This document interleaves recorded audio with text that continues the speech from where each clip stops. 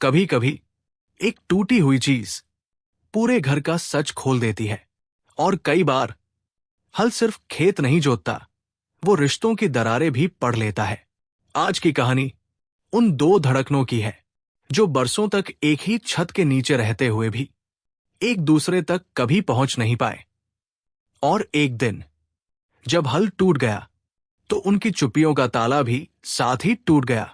अगर आप भी किसी ऐसे सच को धोते हैं जो बोलने से डर लगता है, तो इस कहानी को आखिर तक सुनिएगा, क्योंकि कभी कभी किसी और की कहानी आपकी अपनी बन जाती है।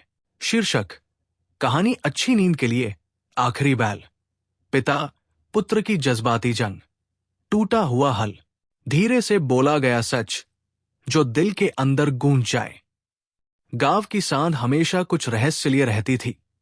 धूल के कणों पर सूरज की किरणें जैसे पुराने खिड़की रेखों में फंसी यादों की तरह चमकती थी। वहां मिट्टी की गंध और लकड़ी की पुरानी खरोंचों के बीच कभी न भरने वाली खलती अलगसी मिली। उस गांव के किनारे एक छोटा सा आंगन था, जिसमें एक टूटा हुआ हल और पीछे दीवार पर लंबवत दरारें थी।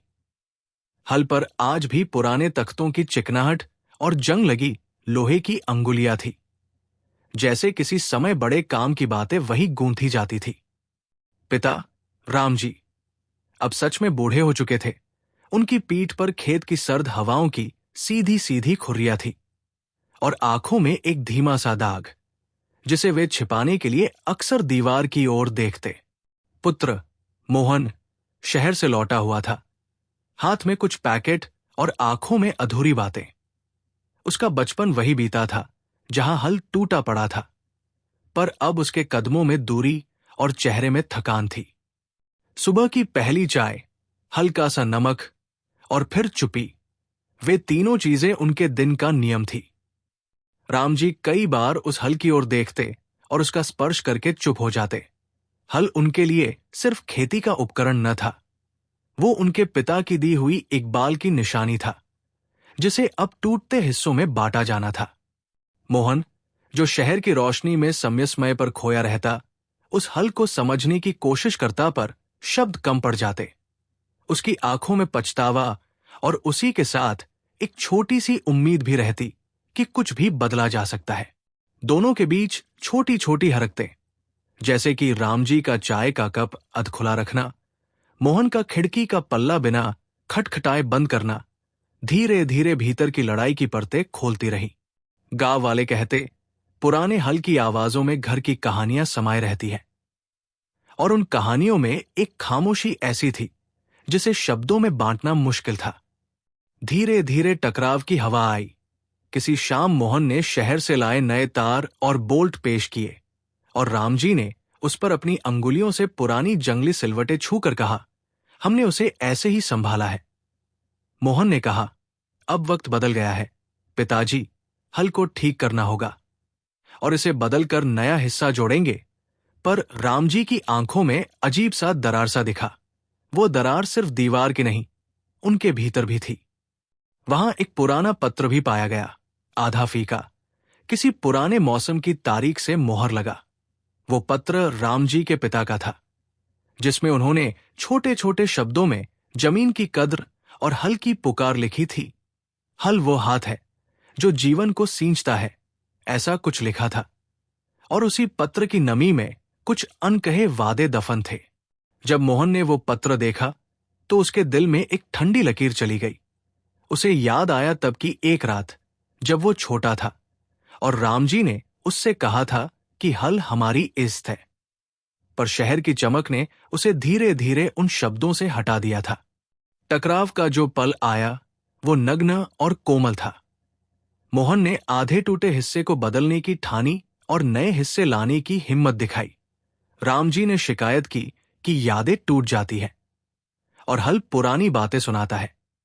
दोनों की बातें एक दूसरे से टकराई पर जोर नहीं, सिर्फ हवा में छोटे छोटे दरारों की तरह।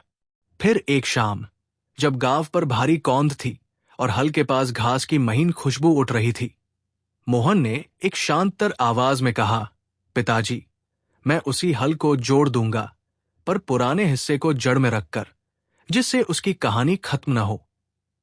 राम जी ने कुछ देर चुप रहने के बाद अपने पुराने हाथों से उस पत्र को फिर से देखा और फिर हल्की एक दरार पर अपनी हथेली रखी। आखिरकार वो भी कुछ कहने लगा। उसकी आवाज टूटती पर मुलायम थी। अगर हल हमारी जमीन और यादों का हिसाब रखता है तो क्यों न उसे नए तार से बांध दे, पर बूंद बूंद से जो कुछ बचा है उसे भूल न जाए। मोहन के भीतर पछतावे की गर्मी और उम्मीद की ठंडी रोशनी ने एक अजीब संतुलन बना लिया। वे दोनों मिलकर हल की मरम्मत की योजना बनाने लगे। न तेज न नाटकीय, बस धीमे धीमे वे हिस्सा जोड़ रहे थे, जैसे कोई पुरानी कविता के मिसरे जोड़ता है। उस रात जब चांद पलंग की काट पर चुपके से झांका, मोहन ने पिता के हाथ थामे और कहा, कभी कभी टूटकर ही चीज की असल कीमत दिखती है। और रामजी ने उसकी पीठ पर हल्का सा थपकी दी। एक छूट सी आई जिसमें पुराने गमों की चद्दर से कुछ ध्वनि उठी और निकल गई। गांव की अगली सुबह थोड़ी अलग आई। हल जितना भी टूटा हुआ था, पर उस टूटन में फिर से जोर था, जैसे किसी ने पुराने निशानों को पहचान कर उन्हें नए सिरे से जोड़ दिया हो। और हवा में एक नई उम्मीद थी, एक हल्की सी रहस्यमयी खुशबू कि शायद जो खो गया था वो किसी नए सवेरे में मिल जाएगा। अगर कहानी ने आपके दिल को जरा भी छुआ हो तो बस चुपचाप इसे अपने तक ही रखिए, यही काफी है। धन्यवाद कि आपने सुनने के लिए थोड़ा समय दिया।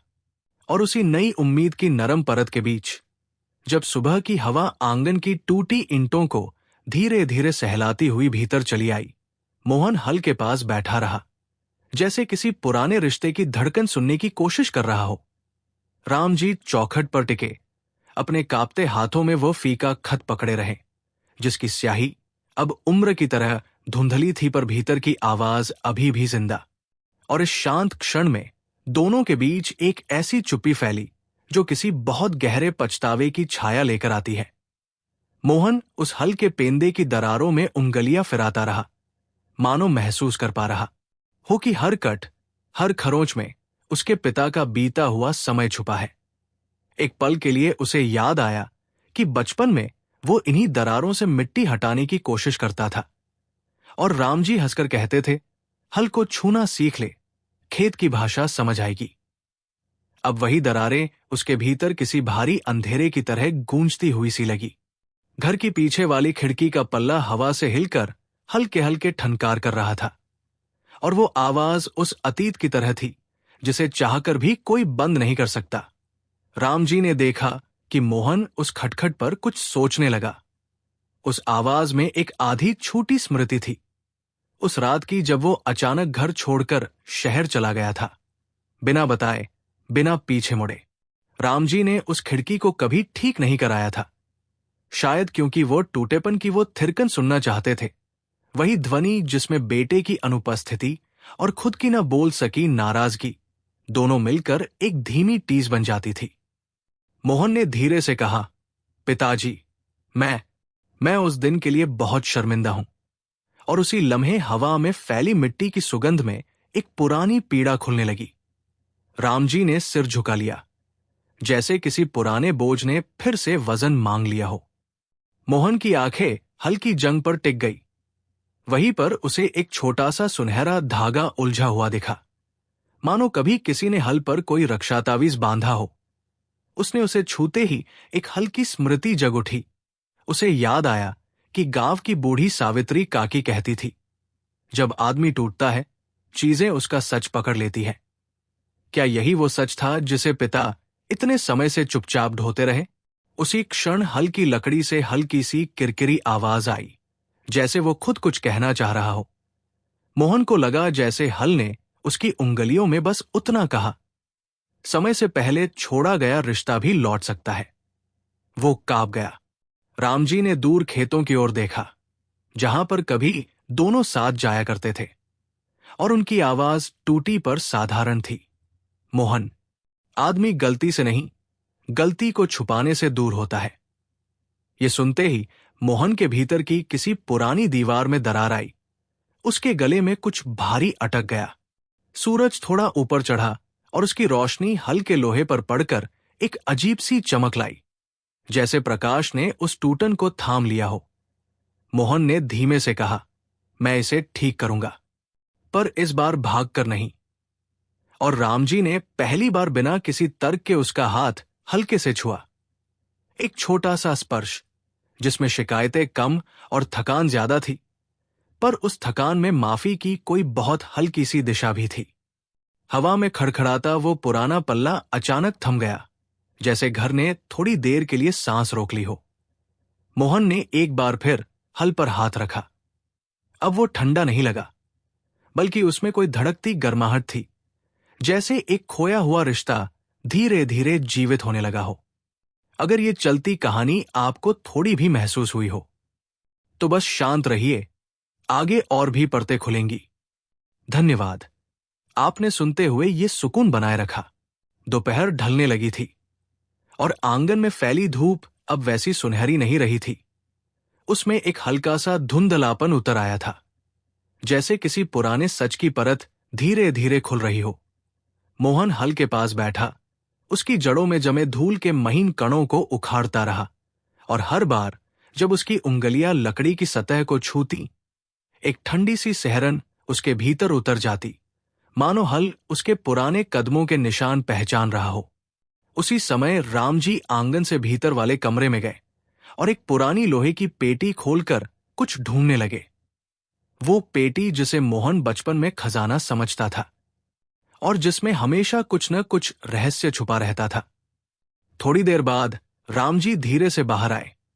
हाथ में एक छोटी सी कपड़े में लिपटी गठरी थी, जो समय की नमी के कारण थोड़ी भूरभूरी हो चुकी थी। मोहन ने उनकी ओर देखा, पर कुछ पूछा नहीं, क्योंकि हवा में फैली चुप्पी वही कह रही थी जो शब्द अक्सर नहीं कह पाते। रामजी ने वो गठरी हल के पास रख दी और कपड़ा खुलते ही एक पुरानी लकड़ी की छोटी मूठ दिखाई दी, बिल्कुल वैसे ही आकार की जैसी कभी टूटे हुए हिस्से पर लगी रहती थी। मोहन की सांस रुक सी गई। उसे समझ ही नहीं आया कि यह हिस्सा कब और कैसे इतना संभाल कर रखा गया। रामजी ने धीमी आवाज में कहा, यह तेरे दादाजी ने खुद तराशा था। कहा था कि हल में अगर कभी डर लगे तो यह हिस्सा उसे संभाल लेगा। मोहन ने उस मूठ को हाथ में उठाया। लकड़ी पुराने सपनों की तरह मुलायम थी, लेकिन उसकी सतह पर कई छोटे छोटे कट थे, जैसे किसी ने घबराहट में उंगलियों को कसकर पकड़ा हो। वही पल था जब मोहन के भीतर एक गहरा अनजाना डर उठने लगा।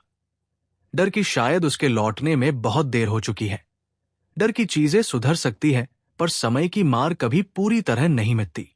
रामजी उसकी आंखों में वह कंपकंपी पढ़ पाए। उन्होंने कहा, जो खो गया है उसे ढूंढने में देर लगे तो भी उसका रास्ता खत्म नहीं होता। और ये कहते हुए उनकी आवाज में थकान थी, पर भरोसे की एक नरम सी गांठ भी। अचानक हवा ने पीछे वाले कमरे की पुरानी अलमारी का दरवाजा खटके से खोल दिया। एक धीमी सी आवाज, मानो भीतर कोई पुरानी याद हिलकर बाहर आना चाहती हो। मोहन ने पीछे मुड़कर देखा और उसी क्षण उसे याद आया कि बरसों पहले इसी अलमारी में उसकी मां का आखिरी छोड़ा हुआ दुपट्टा रखा था। वो दुपट्टा जिसकी खुशबू से घर का हर कोना किसी अनकही अनुपस्थिति की तरह भर जाता था। उसकी आंखों में धुंधलापन तैर गया। काश मां होती, वो दोनों के बीच का ये बोझ अपनी मुलायम आवाज में हल्का कर देती। रामजी ने उसके चेहरे पर उतरती वो परछाई देखी और धीरे से कहा, तू उसकी बहुत याद करता है ना? मोहन कुछ बोल नहीं पाया, बस हल पकड़े हाथ थोड़े कांप गए। उसी क्षण हल की लकड़ी में एक छोटी सी सनसनाहट हुई, जैसे किसी ने दूर से फूंक मारकर धूल उड़ाई हो। और मोहन को लगा कि उसकी मां की कोई फीकी सी मुस्कान उस हवा में छुपी हुई है। उसने धीरे से कहा, मैं बस सोचता हूं कि उन्होंने हमें इस हाल में देखकर क्या कहा होता। रामजी ने सिर झुका लिया। उनकी पलकें भीग गई थी और वे बमुश्किल बोले, वो कहती कि टूटे हल को भी सींचने का वक्त होता है, बस आदमी को अपना डर उतारना पड़ता है। और ये सुनते ही मोहन के भीतर की आंधी धीमी होने लगी। उसके हाथों में पकड़ी मूठ अब डर की नहीं, किसी नई शुरुआत की तरह लग रही थी। उसने हल की दरार पर वो मूठ धीरे से लगाया और महसूस किया कि टूटी चीजें भी कभी कभी इंसान को जोड़ देती है। हवा अचानक बहुत शांत हो गई, जैसे कहानी खुद कुछ देर रुककर सांस ले रही हो। अगर आप ये सफर इतने धैर्य से सुन रहे हैं तो बस यूं ही चुपचाप साथ चलते रहिए। आगे और भी गहरी परतें आपका इंतजार कर रही है। शाम की नर्म लालिमा अब आंगन की मिट्टी पर फैल चुकी थी और उस रोशनी में हल्की लकड़ी कुछ अलग ही चमक रही थी, जैसे किसी पुराने सच पर धीमी धीमी रोशनी पड़कर उसे फिर से जीने की इजाजत दे रही हो। मोहन ने दादाजी की मूठ को हल पर कसकर लगाने की कोशिश की, पर लकड़ी की जड़ें इतनी पुरानी थी कि बार बार उखड़कर बाहर आ जाती। हर बार ऐसा लगता जैसे हल किसी अनजानी जिद में कह रहा हो कि इसे जोड़ने से पहले कुछ और सुनना बाकी है। उसी दौरान रामजी पुराने चौकी पर बैठ गए, थके हुए, पर उनकी आंखों में एक अजीब सी बेचैनी दौड़ रही थी, जैसे कोई भारी बात बरसों से मन में दबाए रखी हो और अब उसका बोझ हल्की हर दरार के साथ बाहर आने की कोशिश कर रहा हो। मोहन अपने काम में लगा रहा, पर पिता की बेचैनी उसकी पीठ पर धूप की तरह महसूस होने लगी, धीमी, गर्म और बोझिल। आखिर उसने धीमे से पूछा, पिताजी, कुछ कहना चाहते हैं? ये सवाल हवा में पतंग की टूटी डोर की तरह लटक गया और रामजी की उंगलियां हल्के हल्के कांपने लगी। वे उठकर धीरे से हल के पास आए और उसकी लकड़ी पर हाथ रख दिया, बिल्कुल उसी जगह जहां कभी उनकी उंगलियां और युवा ताकत मिलकर खेत जोती थी। वे रुके, गहरी सांस ली और फिर एक टूटी सी आवाज में बोले, मोहन, इस हल की असली दरार तू समझ नहीं पाएगा। ये सिर्फ खेत की नहीं है, ये मेरी गलती की है। मोहन चौंक गया, उसके भीतर एक अनजाना डर पसर गया। कौन सी गलती? हल की दरार पर ऐसी क्या बात छुप सकती थी?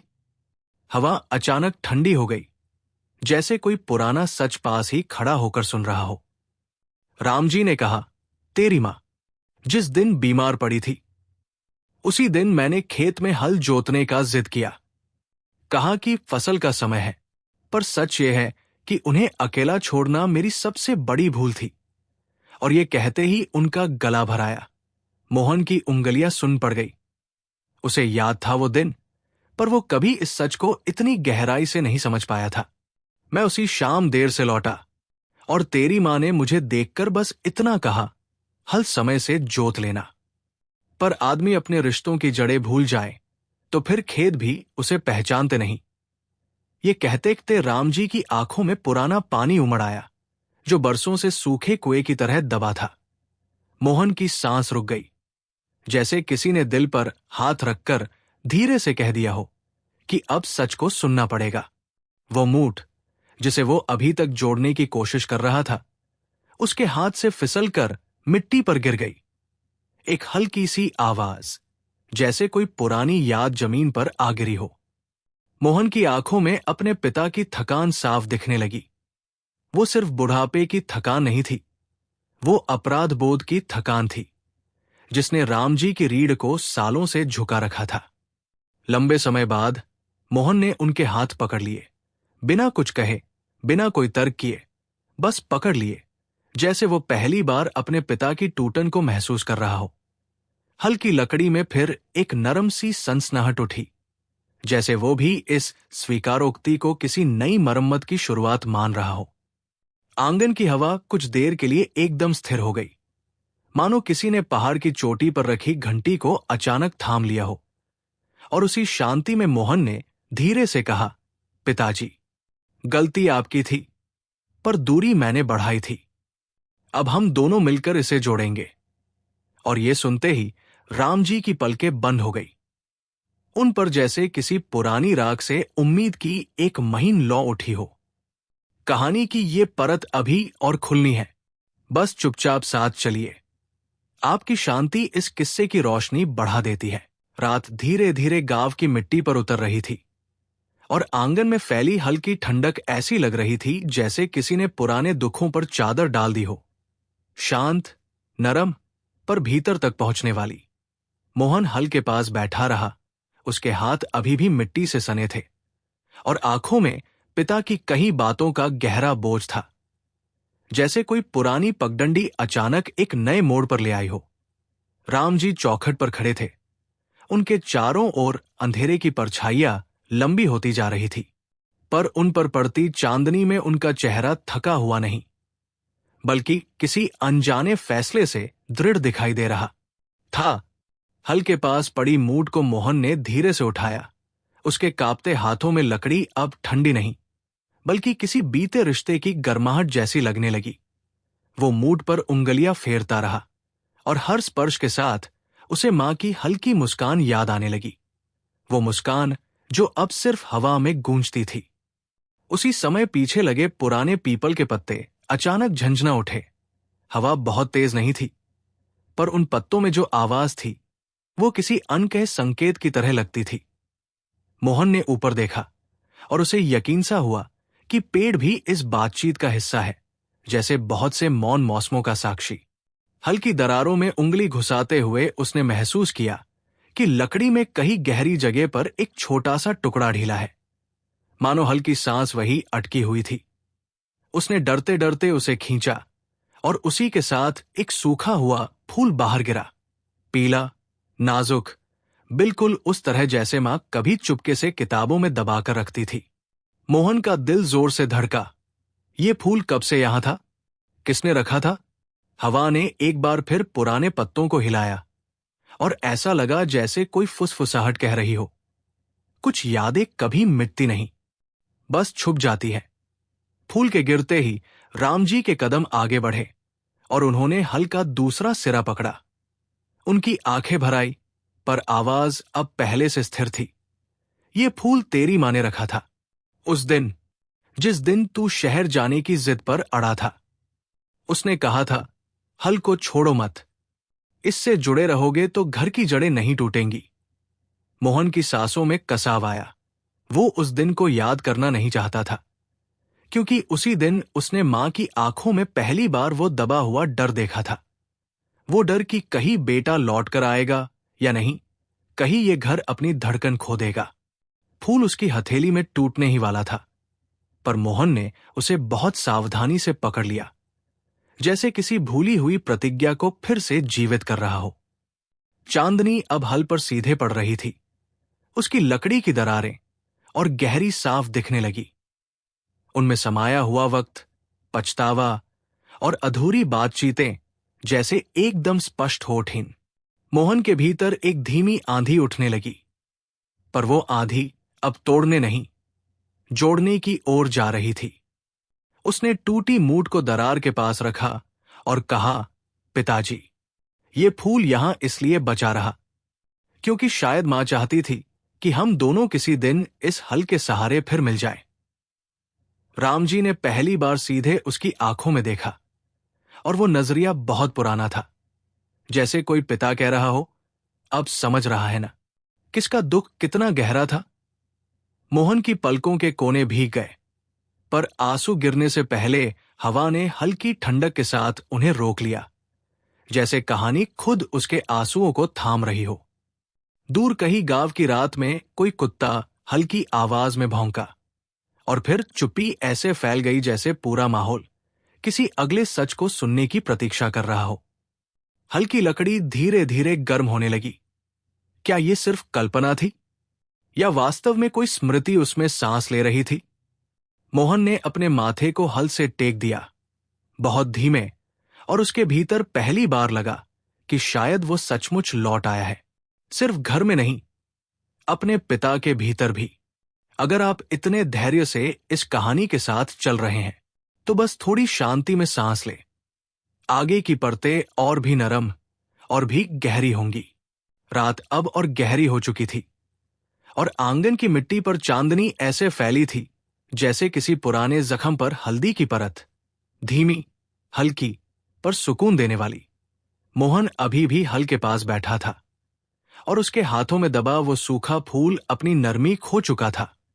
फिर भी उसके भीतर मां की कोई भूली हुई सांस अटकी हुई सी लगती थी।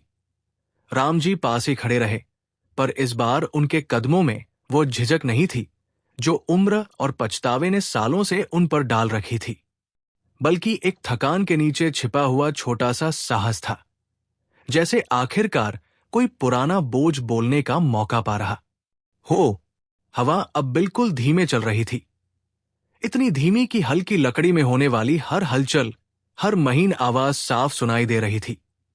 मोहन ने फूल को अपनी हथेली में रखा और हल्की दरार के ऊपर झुका, जहां लकड़ी समय की वजह से नरम पड़ गई थी।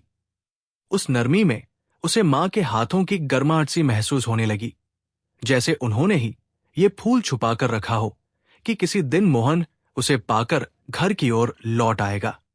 उसी पल रामजी ने एक कदम और बढ़ाया, एक गहरी सांस ली और बहुत धीमी आवाज में बोले, मोहन, तेरी मां उस दिन हल्की इस दरार को छू रही थी, कह रही थी कि अगर ये भी जुड़ेगा तो शायद घर की खुशियां भी लौट आएंगी। मोहन की आंखें भर आई, उसकी उंगलियां हल्के किनारे पर कांपने लगी। उसे याद आया वो शाम जब वो गुस्से में घर से निकला था, जब मां ने उसे रोकने की कोशिश की थी, पर उसने पीछे मुड़कर देखा भी नहीं था। उस समय उसे लगा था कि शहर ही उसका रास्ता है, कि गांव की धीमी रफ्तार उसके सपनों को थाम लेगी। पर अब उसे महसूस हो रहा था कि असल में उसे थाम कर रखने वाली चीज गांव की धीमी रफ्तार नहीं, बल्कि पिता और मां की न बोल सकी दुआएं थी। पीछे वाले कमरे में रखी पुरानी अलमारी का दरवाजा फिर हल्के से हिला, मानो यादों की कोई परत दोबारा बाहर आना चाहती हो। मोहन ने धीमी आवाज में कहा, पिताजी, मां ने मुझे कभी दोष नहीं दिया, है ना? कुछ पलों की खामोशी के बाद रामजी की आवाज टूटी पर सच्ची थी। नहीं, उसने कभी तुझसे नाराजगी नहीं रखी, बस डरती थी कि कहीं तेरी राह में तन्हाई ना आ जाए। मोहन का दिल जैसे किसी भारी पत्थर के नीचे दब गया। वो फूल अब उसकी मुट्ठी में नहीं, बल्कि उसकी धड़कनों में कांपने लगा। उसने हल्की दरार को धीरे से छुआ, बहुत धीरे, और अचानक लकड़ी में एक मीठी सी चिरचिराहट उठी, जैसे किसी ने दूर से एक पुराना घाव भरने का फैसला सुना दिया हो। उस आवाज ने मोहन और रामजी दोनों को कुछ पलों के लिए रोक दिया। दोनों ने एक दूसरे की ओर देखा, और उस नजर में बीते वर्षों की सारी तंगी, गलतफहमियां, शिकायतें और अधूरी बातें एक साथ पिघलकर नीचे गिरने लगी। रामजी ने हल्की एक पट्टी को ऊपर उठाया और नीचे एक छोटा सा धागा बंधा मिला। धागा इतना पुराना था कि बस छूने से ही टूट सकता था। उन्होंने उसे अपने कांपते हाथों से खोला और बताया, ये तेरी मां ने बांधा था। कहा था कि जब तक घर की जड़ें मजबूत रहेंगी, ये धागा नहीं टूटेगा। मोहन ने धागे को देखा। वो लगभग राख जैसा हो चुका था, पर उसमें कोई अनकही दुआ अभी भी बची हुई थी। उसने अपनी उंगली पर उसे बहुत धीरे से लपेट लिया, मानो वो धागा सिर्फ मां की इच्छा नहीं, बल्कि पिता की सालों से दबाई हुई उम्मीद भी हो। आंगन में अचानक एक हल्की गर्म हवा चली, और ऐसा महसूस हुआ जैसे किसी ने चुपके से दोनों के सिर पर हाथ फेर दिया हो। मोहन ने आंखें बंद कर ली, और उसके भीतर की गांठ पहली बार ढीली पड़ने लगी, जैसे वो स्वीकार कर रहा हो कि रिश्तों में जो टूटता है वो सिर्फ समय नहीं, इंसान के अंदर की आवाज भी होती है। रामजी ने बहुत धीमे कहा, कल सुबह हम दोनों मिलकर हल्का ये हिस्सा जोड़ेंगे, पर पहली की तरह नहीं, इस बार डर के बिना। और मोहन ने सिर हिलाया। उसकी सांसें अब पहले से शांत थी। रात की शांत चादर पूरे आंगन पर फैल गई। अब सिर्फ हल्की लकड़ी और दो धड़कनों की धीमी आवाजें रह गई, जैसे घर ने लंबे समय बाद एक गहरी, सुकून भरी सांस ली हो।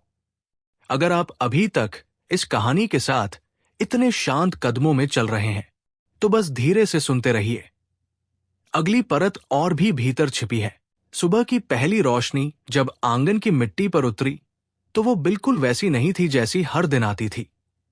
इसमें एक अजीब सी नरमी थी, जैसे रात ने सारी कड़वाहट चुपचाप कहीं दूर रख दी हो।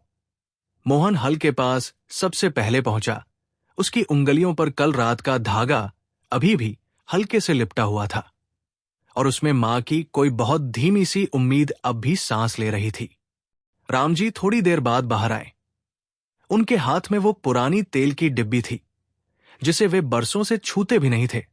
आज उन्होंने पहली बार उसका ढक्कन खोला और उसकी खुशबू में बीते हुए मौसमों की खामोशियां घुल गई। दोनों ने कुछ नहीं कहा, सिर्फ हल को दोनों ओर से पकड़ लिया, जैसे एक ही टूटे हुए हिस्से को दो दिलों की गर्माहट जोड़ रही हो। हल्की लकड़ी रात भर की नमी से थोड़ी मुलायम थी, और जब मोहन ने मूठ को उसकी जगह पर रखने की कोशिश की तो उसे लगा जैसे लकड़ी खुद उसके हाथों की दिशा पहचान रही हो। उसने धीरे से बोला, यह हिस्सा अब ठीक हो जाएगा, है ना पिताजी? राम जी ने जवाब नहीं दिया, बस एक बहुत हल्का सा हूं उनके गले से निकला। वो हां से भी ज्यादा गहरा था। जैसे ही दोनों ने मिलकर हल की दरार को सहारा देने की कोशिश की, अचानक हल के नीचे से एक छोटी सी खनक उठी, मानो भीतर छुपा कोई पुराना कील ढीला हो गया हो। मोहन झटके से पीछे हटकर देखने लगा। हल के बिल्कुल नीचे एक जगह ऐसे उभरी हुई थी जैसे भीतर कुछ दबाया गया हो। वो घुटनों के बल बैठ गया और मिट्टी हटाने लगा, पर हर परत के साथ उसका दिल थोड़ा और तेज धड़कने लगा। जमीन के नीचे एक छोटा सा लोहे का डिब्बा निकला। जंग लगा, पर उसकी आकृति में कोई बहुत पुराना रहस्य था। रामजी ने जब उस डिब्बे को देखा तो उनके चेहरे से खून सा उतर गया, जैसे वे किसी ऐसी बात को पहचान गए हों जिसे उन्होंने समय की धूल में दफन कर दिया था। मोहन ने समझते हुए पूछा, पिताजी, ये क्या है? लेकिन रामजी की आंखों में एक अजीब सी परछाई दौड़ गई, मिश्रित पछतावा, डर और किसी गहरी याद का अचानक लौट आना। कुछ पल तक वे केवल डिब्बे को देखते रहे और फिर बहुत धीरे बोले, ये तेरी मां की आखिरी रखी हुई चीज है जो मैंने किसी को नहीं बताई, न तुझे न खुद से भी। मोहन की सांस अटक गई। पूरा आंगन जैसे अचानक भारी हो गया हो। उसने डिब्बा धीरे से खोला। अंदर एक मुड़ी तुड़ी कागज की चिट्ठी थी, जिस पर समय की सिलवटें ऐसी थी जैसे किसी ने इसे बहुत जल्दी में छुपाया हो। उसके साथ एक टूटा हुआ कांच का छोटा सा टुकड़ा था, शायद किसी पुराने आईने का, और एक मिट्टी का छोटा सा पोखर जैसा चिन्ह जिस पर हल्की लकीरें बनी थी। मोहन ने कांपते हाथों से वो चिट्ठी उठाई, लेकिन चिट्ठी को खोलने से पहले ही रामजी ने उसका हाथ पकड़ लिया, जैसे वे किसी बहुत कठिन सच को आने से रोकना चाहते हों। उनकी आवाज इस बार बहुत धीमी थी, मोहन, ये वही सच है जिसका बोझ मैं बरसों ढोता रहा। ये वही वजह है जिसकी वजह से मैं तुझसे कभी ठीक से बोल भी नहीं पाया और तू मुझसे दूर होता गया। मोहन की उंगलियां चिट्ठी पर सख्त हो गई। हवा में एक ठहरी हुई खामोशी भर गई, मानो पूरा घर ये देख रहा हो कि आगे क्या होगा। चांदनी के निशान अभी भी आंगन में फीके पड़े थे और उनमें कोई पुराना डर छुपा था, लेकिन अब उस डर से भागने का समय नहीं था। मोहन ने हल का हत्था पकड़ा, पिता का हाथ एक बार दबाया और फिर चिट्ठी को धीरे धीरे खोलने लगा। धीमे, बहुत धीमे, जैसे किसी अनजानी सच्चाई की आखिरी सांस कागज के मोड़ों में अटकी हुई हो। और उसी क्षण हवा ठहर सी गई। हल्की लकड़ी ने बहुत हल्की सी आवाज की और कहानी एक और गहरी परत में उतरने लगी। अगर आपकी सांसें अब भी इस कहानी की लय के साथ चल रही हैं, तो बस शांत रहिए। अगला सच एकदम धीमे से सामने आएगा। चिट्ठी की मोड़ी हुई तहें जब धीरे धीरे खुली, तो हवा में एक बहुत पुरानी नमसी गंध उठी, जैसे बरसों पहले की कोई बंद की गई सांस अब बाहर आने को मचल रही हो। मोहन के हाथ हल्के हल्के कांप रहे थे और कागज की सूखी खड़खड़ाहट उस खामोशी को और गहरा कर देती थी, जिसमें सिर्फ दो दिलों की धड़कनें सुनाई दे रही थी। रामजी कुछ कदम पीछे हट गए।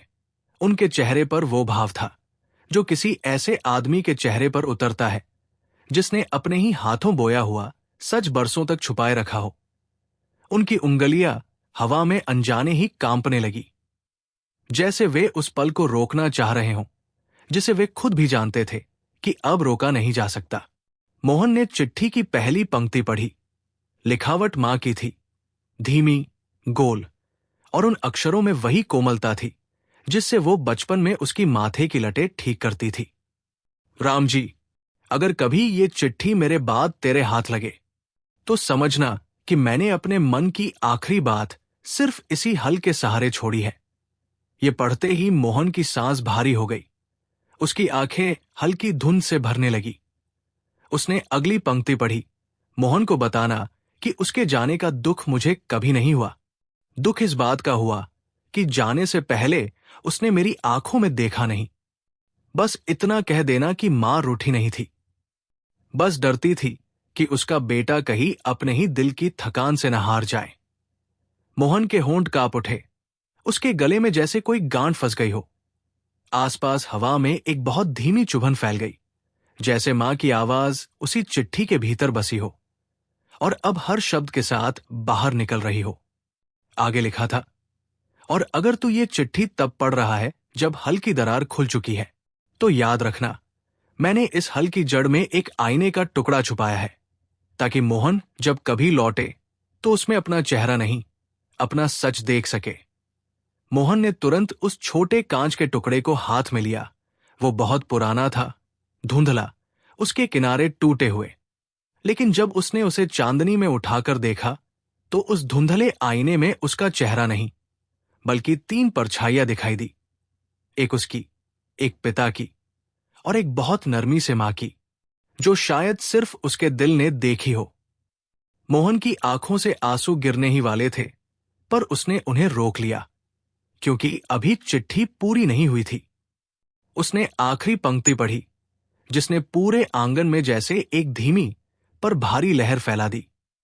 अगर ये हल फिर कभी ठीक किया जाए, तो याद रखना, इसे जोड़ना सिर्फ लकड़ी का काम नहीं, ये दिल जोड़ने का वक्त होगा। और अगर मोहन लौट आए, तो उसे बता देना, मैंने उसे कभी अकेला नहीं छोड़ा। ये पढ़ते ही मोहन का दिल टूटने और जुड़ने के बीच कहीं थम गया। उसने चिट्ठी को सीने से लगा लिया और उसकी सांसें जोर से कांपने लगी। जमीन ऐसे हिली जैसे किसी गहरी याद ने मिट्टी के नीचे से सिर उठाया हो। रामजी ने दीवार का सहारा लेकर आंखें बंद कर ली। उनकी पीठ अचानक और झुक गई, जैसे ये पढ़ाई सिर्फ मोहन नहीं, बल्कि वे भी भीतर भीतर वर्षों से सुनना चाह रहे थे। मोहन धीरे से उठकर हल के पास घुटनों के बल बैठ गया। उसने चिट्ठी को हल की दरार पर रख दिया, उसी जगह जहां पहले मां का रखा हुआ फूल मिला था। हल की लकड़ी ने एक बहुत हल्की, बहुत कोमल सी खनक की, जैसे किसी ने उसमें से दर्द का एक पत्थर निकाल दिया हो। मोहन टूटकर हल को गले लगाना चाहता था, पर उसने सिर्फ उसकी सतह पर अपना माथा टिकाया और धीमे से कहा, मां, मैं देर से आया, पर इस बार पूरी तरह आया हूं। पीछे से रामजी का हाथ उसके कंधे पर रखा, बहुत हल्का, जैसे कोई बहुत बूढ़ा दुख किसी को पहली बार माफ कर रहा हो। आंगन में हवा बदल गई। अब वो दर्द की नहीं, किसी आने वाली सुबह की महक थी। अगर आपकी सांसें अब भी इस कहानी की धीमी लय के साथ चल रही है, तो बस यही थोड़ी देर ठहरिए, अगली परत और भी भीतर जाएगी और शायद पहली बार किसी पुराने अंधेरे में रोशनी रखेगी। चिट्ठी की आखिरी पंक्तियां अभी भी हवा में लटक रही थी, जैसे मां की आवाज आंगन के किसी कोने में धीमे से गूंज रही हो, और मोहन उस गूंज को अपने सीने के भीतर समेटने की कोशिश कर रहा था। हल्की लकड़ी, जो रात भर टूटन और यादों का बोझ सहती रही थी, अब कुछ हल्की लगने लगी थी, जैसे उसमें छुपे पुराने दुख किसी नरम धूप में पिघल कर बाहर बह रहे हों। मोहन ने धीरे से वो कांच का टूट हुआ टुकड़ा अपनी हथेली में रखा। उसमें अभी भी चांदनी का धुंधलापन अटका था। एंड जब उसने उसे फिर से आंखों के सामने किया, तो इस बार उसमें कोई परछाई नहीं थी, न उसकी, न पिता की, न मां की। बस एक हल्की सी उजास थी, जैसे आईना कह रहा हो कि सच स्वीकार लेने के बाद चेहरों की जरूरत नहीं रहती, सिर्फ रोशनी काम आती है। रामजी पास खड़े थे। उनका चेहरा थोड़ा थका जरूर था, पर उसमें एक ऐसी मुलायम राहत थी जो बरसों बाद किसी बांध टूटने से मिलती है। उनकी आंखों में आंसू नहीं थे, पर दर्द उतर चुका था। उसकी जगह एक भुला हुआ सुकून लौट आया था। मोहन ने चिट्ठी को बहुत सावधानी से मोड़ा, मानो उसके मोड़ने से ही मां की सांसें फिर से व्यवस्थित हो जाए। और फिर उसे उसी हल्की दरार के भीतर रख दिया जहां फूल और धागा अब एक साथ मौजूद थे, जैसे तीनों मिलकर किसी पुराने टूटे वादे को नया आकार दे रहे हों। उसी क्षण हवा ने आंगन में एक छोटी सी ठंडी लहर उठाई। पीपल के पत्ते बहुत हल्के हल्के हिले और ऐसा लगा जैसे माने दूर से बस इतना कहा हो, अब ठीक है, अब सच को मिट्टी मिल गई है। मोहन की आंखें भर आई, पर वो रोया नहीं, क्योंकि पहली बार उसे लगा कि आंसू गिराने से पहले भीतर की खाली जगह को भरना जरूरी है। उसने हल को अपनी उंगलियों से धीरे धीरे सहलाया, जैसे उसके हर पुराने घाव को स्वीकार कर रहा हो। और जब उसकी उंगलियों ने वो हिस्सा छुआ जहां लकड़ी सालों से टूटी थी, तो अचानक एक बहुत धीमी सी दरकन महसूस हुई, जैसे लकड़ी अपनी नींद से जाग रही हो। रामजी ने पास आकर पूछा, दर्द कर रहा है? मोहन ने हल्की सी मुस्कान के साथ कहा, नहीं पिताजी, ये दर्द नहीं, ये पुराना बोझ उतर रहा है। रामजी ने अपनी हथेली हल पर रखी। उनकी उंगलियों की जड़ें थोड़ी कांपी, पर इस कांप में डर नहीं था, बल्कि वो डर से बाहर आने की पहली कोशिश थी। दोनों ने मिलकर हल के टूटे हिस्से को फिर से जोड़ने की योजना बनानी शुरू की। रामजी ने पुराने औजार निकाले, मोहन ने नई कीलें और धातु के पतले पत्थर लाए। लेकिन काम शुरू करने से पहले एक अजीब सा मौन दोनों के बीच उतर आया, जैसे हल कह रहा हो कि पहले मन को जोड़ो, फिर लकड़ी को। मोहन ने रुककर कहा, पिताजी, आपने इतने साल ये सब अकेले क्यों सहा? कुछ देर तक सिर्फ हवा की आवाज थी, और फिर रामजी बहुत धीमे बोले, क्योंकि मुझे लगता था अगर मैं सच बता दूंगा तो तू मेरे से और दूर चला जाएगा। मोहन ने एक पल के लिए आंखें बंद की, और जब खोली तो उनमें कोई पुराना गुस्सा नहीं था, बस एक थकी हुई समझ थी।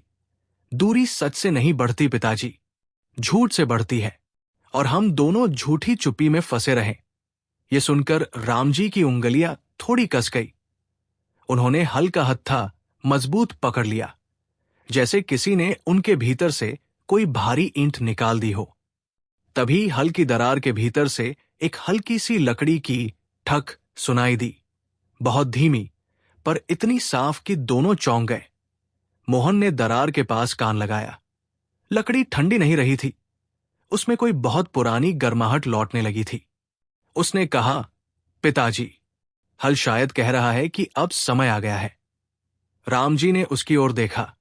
उनकी आंखों में महीन धुंधली रोशनी थी, और उन्होंने सिर्फ इतना कहा, तो फिर आज ही जोड़ते हैं, आज, बिना रुके, बिना डर के। हल के पास फैलती सुबह के बीच दोनों घुटनों के बल बैठ गए, एक पुराने जख्म, एक पुराने बोझ और एक पुराने रिश्ते को साथ लेकर। और जैसे ही दोनों ने हल के टूटे हुए हिस्से को पकड़कर पहली कील लगाई, हवा में एक बहुत धीमी सी आवाज उठी, जैसे किसी ने वर्षों बाद घर की नींव में दिया जला दिया हो। अगर आप इस धीमी, गहरी, सांस लेती कहानी के साथ इतने दूर तक आ गए हैं, तो यकीन मानिए, आने वाला हिस्सा सबसे नर्म, सबसे सच्चा मोड़ अपने अंदर लिए बैठा है।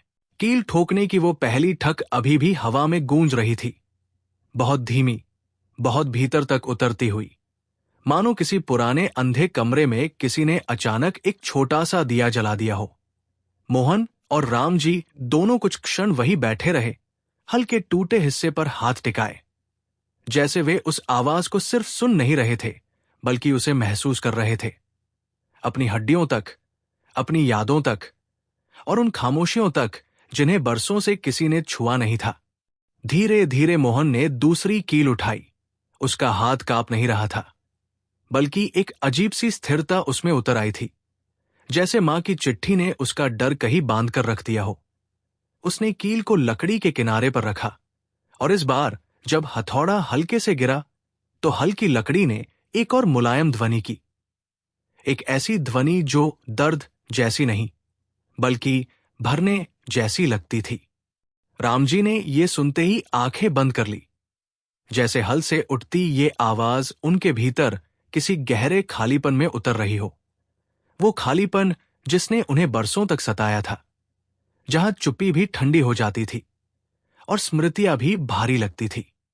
मोहन ने हल्की मुस्कान के साथ कहा, सुना आपने? ये आवाज पहले जैसी नहीं रही। रामजी ने धीरे से सिर हिलाया। हां, जैसे किसी ने इसे माफ कर दिया हो। ये वाक्य हवा में ऐसे लटका जैसे किसी बहुत पुरानी गांठ पर अचानक धूप पड़ गई हो। उसी वक्त हल्की दरार से थोड़ा सा धूल कण बाहर गिरा, बहुत हल्के, जैसे भीतर छिपी पुरानी उदासी अब रास्ता ढूंढकर बाहर निकल रही हो।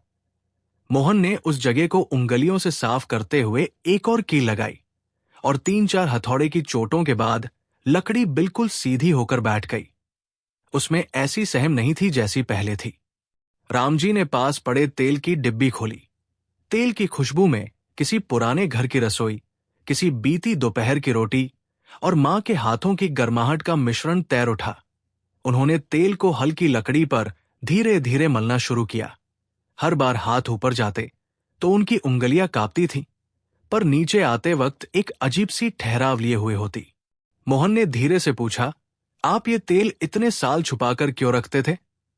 रामजी ने बहुत धीमी आवाज में कहा, ये तेल तेरी मां बनाया करती थी। आखिरी बार उसने ही बोतल भरी थी।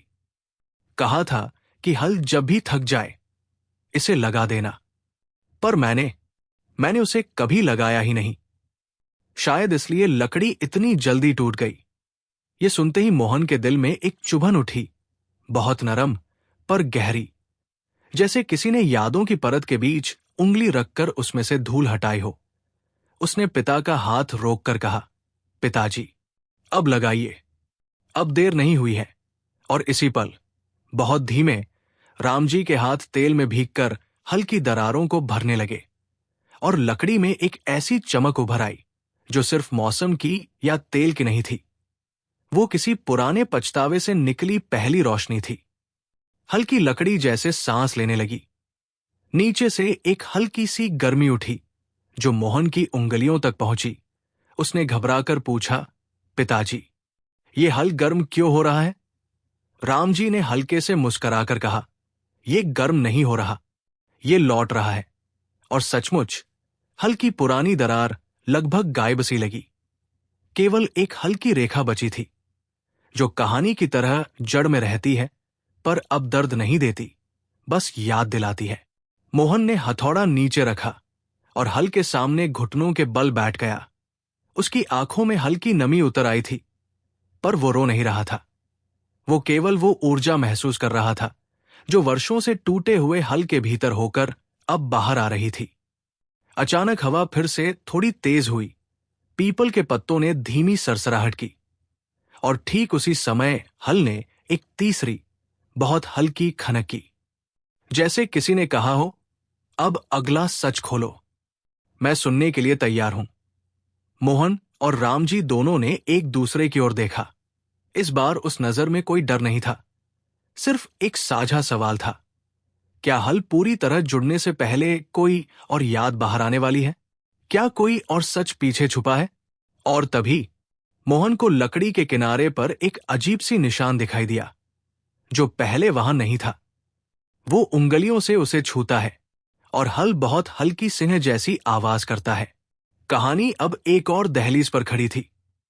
अगर आप अभी भी इस धीमे, शांति भरे सफर में मेरे साथ सांस ले रहे हैं तो बस इसी तरह शांत रहिए। अगली परत सबसे अनसुनी, सबसे गहरी और सबसे रहस्यमयी होगी। हल के किनारे उभरा वह अजीब सा निशान मोहन की उंगलियों के नीचे बिल्कुल अलग महसूस हो रहा था। न लकड़ी जैसा, न पुरानी दरार जैसा, बल्कि किसी ऐसे चिन्ह की तरह जिसे समय ने छुपाया तो था पर मिटाया नहीं।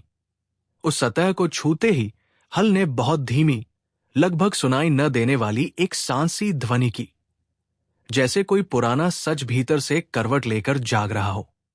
मोहन झुककर उस जगह को ध्यान से देखने लगा। निशान थोड़ा गहरा था और उसकी आकृति किसी छोटे से आधे चांद जैसी थी, जैसे किसी ने एक बहुत पुराने औजार से इस पर हल्की सी काट बनाकर कुछ छुपाया हो। रामजी भी पास आए और जब उनकी निगाह उस निशान पर पड़ी तो वे जैसे एकदम स्थिर हो गए। उनके चेहरे पर वही भाव उतरा जो आदमी के चेहरे पर तब आता है जब दिल की धूल में दबा कोई सच अचानक सामने खड़ा हो जाए। मोहन ने तुरंत पूछा, पिताजी, ये पहले क्यों नहीं दिखा? राम जी की सांसें गहरी हो गई। कुछ पलों तक वे बोझ से झुके हुए आदमी की तरह चुप खड़े रहे और फिर बहुत धीरे बोले, क्योंकि ये निशान मैंने खुद छुपाया था। उस दिन की गर्मी में, जब मुझे लगा था कि सच से भागना ही आसान है। हवा एकदम स्थिर हो गई। मोहन इस बात को समझ नहीं पाया। उसने हल्की उलझन में पूछा, कौन सा सच? राम जी की उंगलियां लड़खड़ाती हुई उस निशान पर गई और उनकी आवाज किसी पुराने कुएं से उठती प्रतिध्वनि जैसी धीमी थी। तेरी मां की तबीयत बिगड़ने से पहले उसने मुझसे कहा था कि हल की जड़ में एक दूसरी चिट्ठी भी रख दूं। एक ऐसी चिट्ठी जो सिर्फ तब खोली जाए जब हम दोनों में से कोई एक दूसरे से सच में दूर होने लगे। मोहन की सांस रुक गई। दूसरी चिट्ठी? उसके अंदर एक डर उठने लगा, क्योंकि पहली चिट्ठी ने ही इतना भारी सच खोला था। दूसरी तो शायद और गहरी होगी। राम जी ने सिर हिलाया। हां, पर उस दिन, तेरे जाने के बाद और उसकी हालत बिगड़ने के बीच, मैं हिम्मत नहीं जुटा पाया उस चिट्ठी को पढ़ने की और न ही उसे जड़ में रखने की। मैं डर गया था, मोहन। मुझे लगा, अगर उस चिट्ठी में कुछ ऐसा लिखा हो जिसे मैं सह न सकूं, तो बात कहते कहते उनकी आवाज टूटने लगी। उनकी आंखों में वो डर तैरा जिसे उन्होंने सालों अपनी चुप्पी में कैद करके रखा था। तो मैंने इस निशान के ऊपर लकड़ी का एक पतला टुकड़ा ठोंक दिया था। उन्होंने कहा, ताकि कोई भी, यहां तक कि मैं भी, उसे न खोल सकूं। मोहन के हाथ धीरे से उस निशान पर गए। उसे वाकई महसूस हो रहा था कि वहां नीचे कुछ दबा है, कुछ ऐसा जो लकड़ी की सतह में अपनी हल्की सी धड़कन भेज रहा हो। हल्की लकड़ी में बहुत हल्की गर्मी उठी, जैसे वो खुद कह रही हो, अब और छुपाकर मत रखो।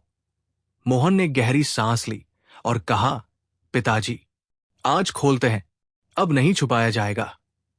राम जी काम गए।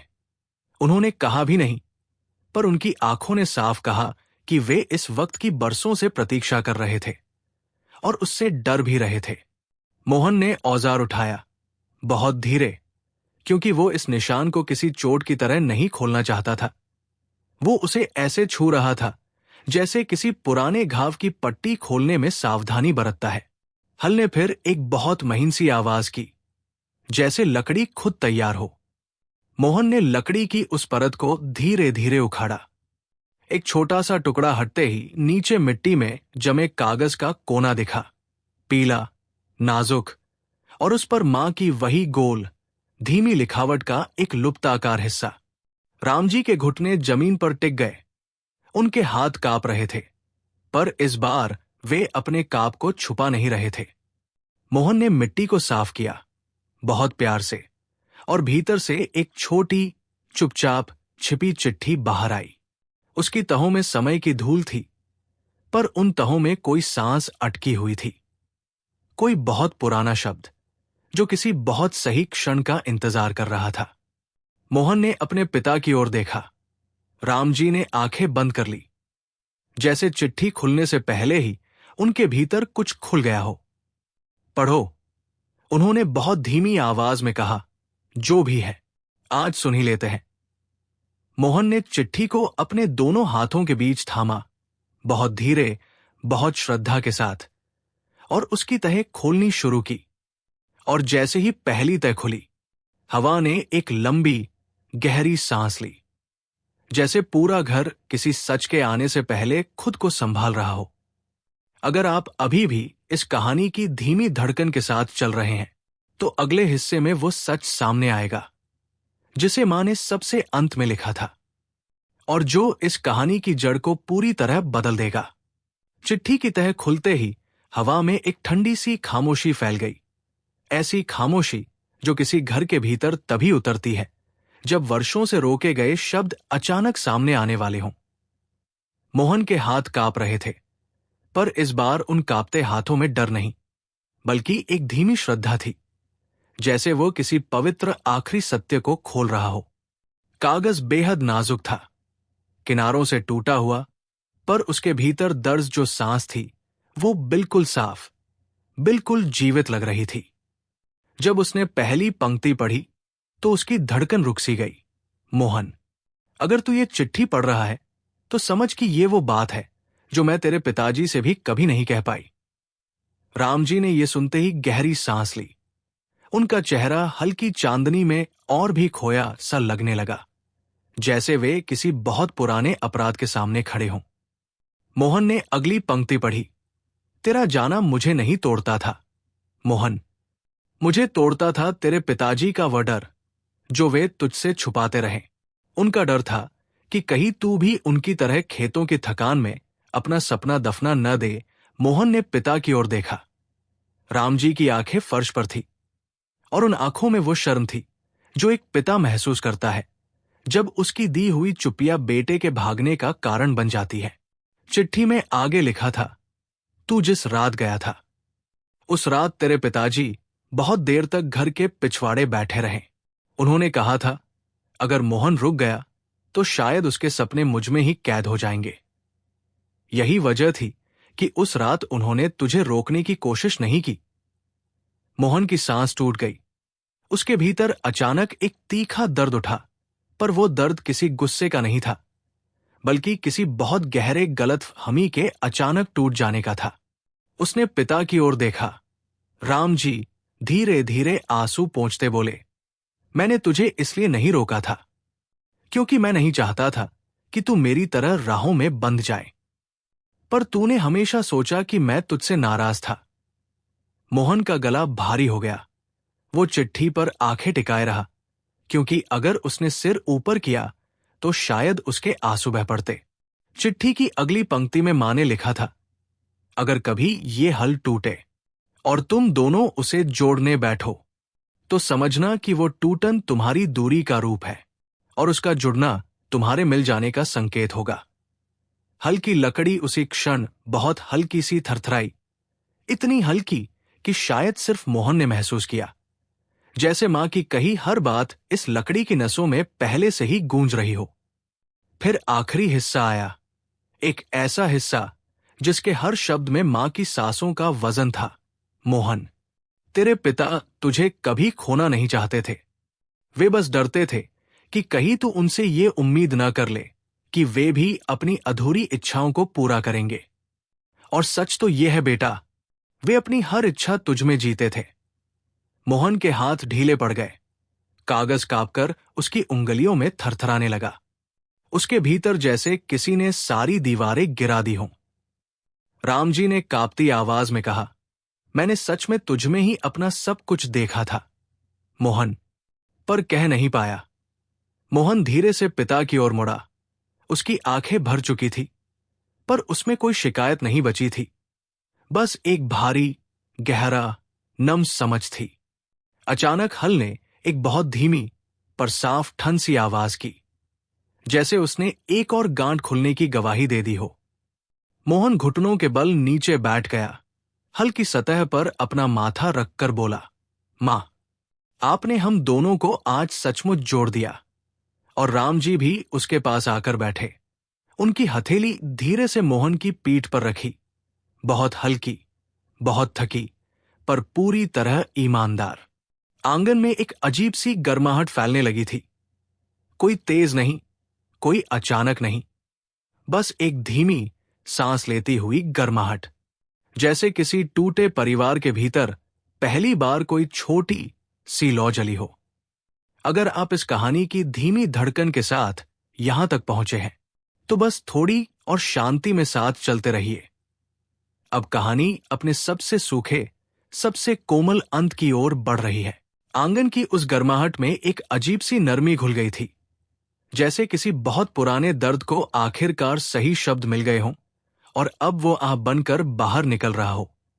मोहन अभी भी हल के पास घुटनों के बल बैठा था। चिट्ठी उसकी उंगलियों में हल्के हल्के कांप रही थी और उसके पास ही रामजी चुप बैठे थे। उनकी सांसों में पहली बार कोई अपराध नहीं, बल्कि एक मामूली सी राहत थी जो वर्षों की चुप्पी के बाद लौटती है। हल की लकड़ी अब टूटी हुई नहीं लग रही थी। उसकी सतह पर तेल की चमक, धूप की छुअन और मां के लिखे शब्दों की अदृश्य गर्मी ऐसे एक साथ मिल गई थी, जैसे कोई पुरानी नदी फिर से अपनी राह पाले। कुछ देर दोनों यूं ही बैठे रहे, न कोई शब्द, न कोई आंसू, बस दो सांसों की धीमी धड़कन जो लंबे समय बाद एक ही ताल में चलने लगी थी। मोहन ने चिट्ठी के आखिरी हिस्से को धीरे से मोड़ा और हल्की जड़ में वापस रख दिया, उसी जगह जहां मां ने अपनी आखिरी दुआ छुपाई थी।